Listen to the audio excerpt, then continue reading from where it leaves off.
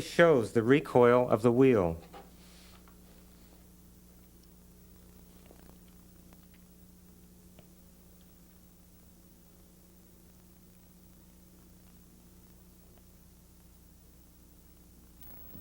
The escapement may be mounted between the plates, as in this Gilbert movement, or in front of the movement, like this Waterbury. The operating principles are the same. This close-up view shows the curved entry pallet.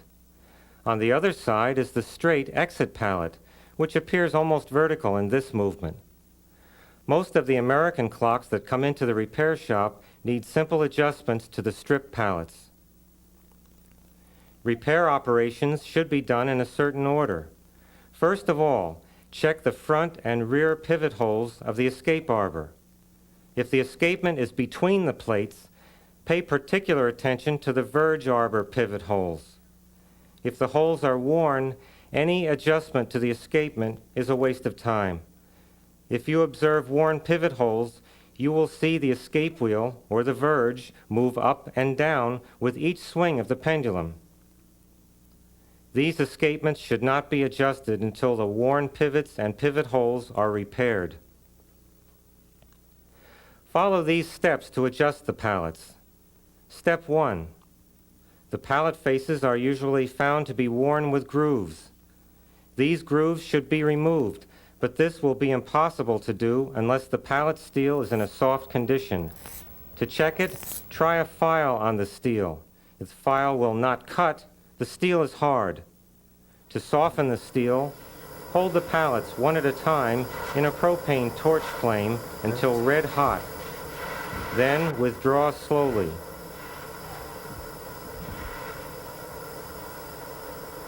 This heating process, followed by gradual cooling, is called annealing. It softens the steel so it can be filed and polished. Next, remove the grooves with files or emery sticks and finish with very fine polishing paper. Make the strokes in the same direction the escape wheel teeth slide on the pallet faces, never across the pallets. Step 2. Install the pallets and try them. Observe the escape wheel teeth as they drop onto the two pallets. The distance a tooth falls onto a pallet is called drop. The amount of drop should appear equal onto each pallet and close to the minimum which will allow the escapement to operate. If the drop of a tooth onto the straight exit pallet is too much, the pallets must be closed. That is, the tips of the pallets must be brought slightly closer together. This method for closing was presented in James Tigner's writings for the American Watchmakers Institute. Place the pallet body across the open jaws of a vise. Use a flat-faced punch, tapping it lightly with a hammer to close the pallets. Even if you are not sure the first try has actually done anything, it very possibly has. Only a small change is required.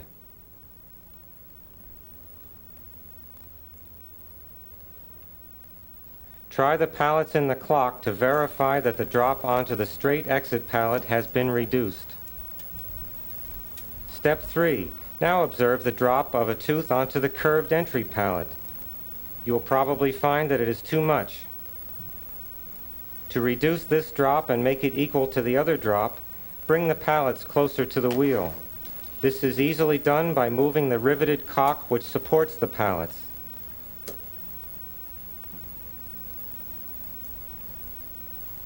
In a clock which carries the pallets between the plates, it is necessary to move both the front and rear cocks, keeping them parallel as you do so.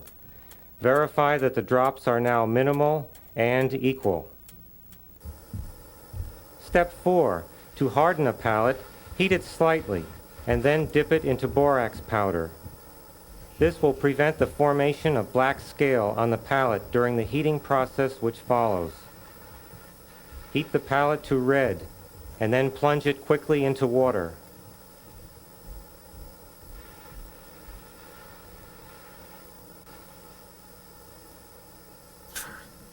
Recheck for hardness, and if the steel is hard, it may be polished one final time. Harden the other pallet in the same way. To summarize these steps: Step 1. Anneal the pallet faces, then polish out all the grooves.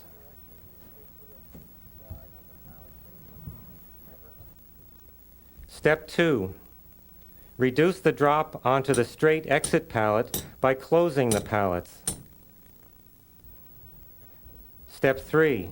Reduce the drop onto the curved entry pallet by reducing the center distance. Step 4. Harden the pallets. The repaired escapement now functions with much greater efficiency. You will probably notice a wider pendulum swing than was present beforehand. The clock will be less likely to stop, and after these adjustments, the ticking sound is more pleasant to the ear. The ticking sound on each pallet is approximately equal in loudness as a result of the equalization of the drops. Using this videotape as a guide, you will be able to adjust most American count wheel striking clocks with a minimum of trouble. In addition, you will be able to make the recoil strip pallet escapement work again.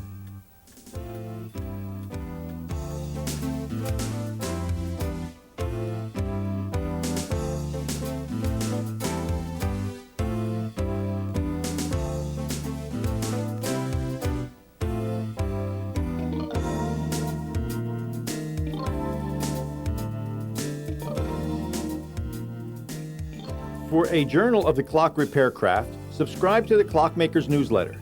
This monthly publication is written by professional clockmakers and includes articles, questions and answers, and a classified page. Write to the editor, Steve Conover, for a free copy and subscription information.